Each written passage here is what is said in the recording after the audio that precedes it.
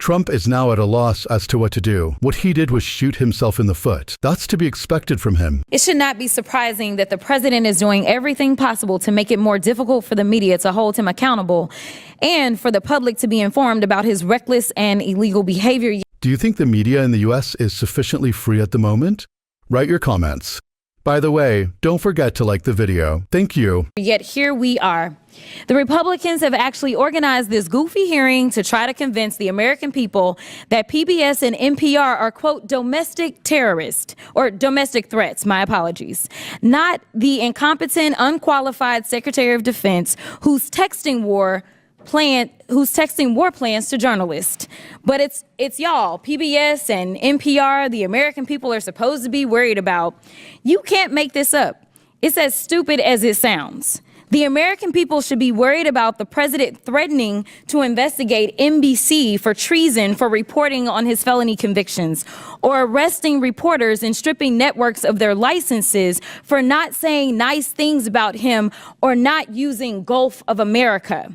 The Republicans' witness, Mr. Gonzalez, went so far as to suggest that because NPR and PBS reported on the murder of George Floyd, they, quote, represent a danger to our physical health as well as to civic health of our body politics. Don't forget to like this video to defend the truth and subscribe to our channel for more news. Do you think Trump's oppressive attitude toward the media is damaging democracy? What are your thoughts? Ms. Mayor, do you think reporting on the murder of George Floyd and highlighting instances of systemic racism is a domestic threat to America? Thank you, Congresswoman. I believe it's our responsibility to report on all issues of interest to the American public. Thank you so much. Ms. Kerger, what about you? I agree. I think it's important for us to report on the important news of the day. So let's talk about the critical role of public media. During his first term, President Trump's own Department of Homeland Security highlighted the importance of public broadcasting's role in public safety. In 2018, his administration stated, quote, PBS and local public television stations play a crucial role in protecting communities by delivering essential information to individuals and first responders. These benefits are all made possible by public broadcasting stations' unique reach, reliability, and role across America, and are especially vital in rural and underserved areas. Do you think the importance of state-supported media outlets in rural areas is sufficiently understood? What do you think?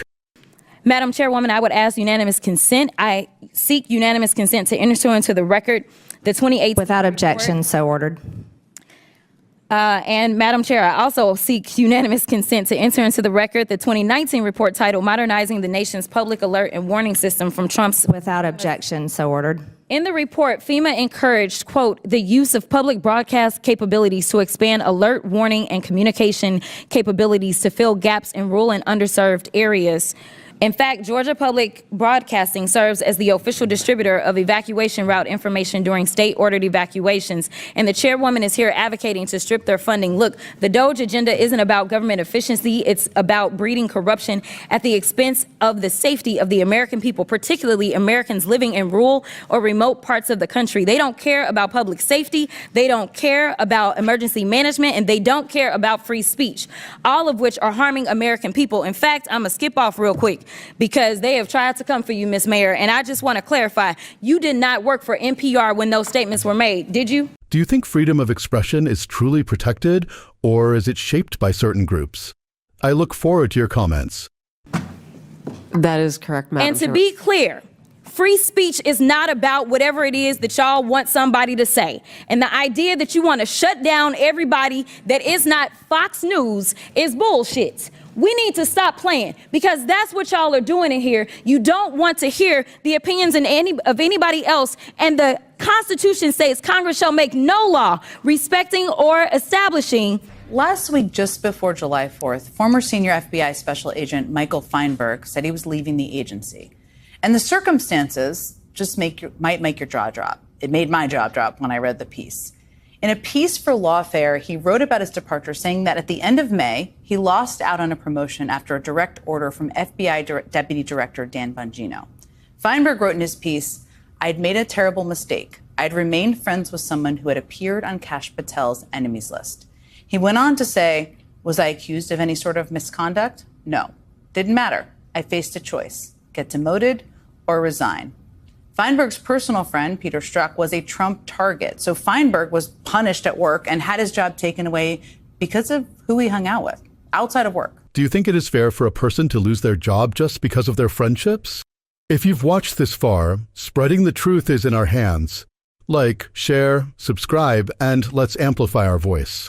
Now think about this. In this country, there is a group trying to declare a terrorist threat against public broadcasters such as PBS and NPR. The channels you turn to first when there is a tornado in town or a forest fire. What are they? Trump and his puppet army. Of course, I'm talking about the guy whose popularity rose when he beat up a journalist. Now this guy is threatening NBC with treason because what? They reported on his convictions. You commit a crime. Then when the crime is reported, you blame the journalist. We really hit rock bottom with absurdity. So I ask you, who is more dangerous in this country? PBS, which sounds the alarm during a tornado, or a president who chases journalists for his own gain? Write your comments because it's clear that some people still can see the difference. You can't be that blind. But wait, it's not over yet. Alongside this nonsense, we also have the story of the agent fired from the FBI. The man lost his job just for going to a Mercy concert with the wrong friend. It's like a joke. Imagine you work for the FBI. You haven't committed any crimes, but you get fired for saying hello to someone on Trump's blacklist. We thought this country had left the McCarthy era behind, but it turns out we've slipped into nostalgia mode. If you can't choose your friends, you can't choose your job either. That's exactly what Trump's America is. Create enemies, stoke fear, and spread the truth. So if someone asks me why is a free press important, the answer is clear. Because someone is still able to tell these absurd stories.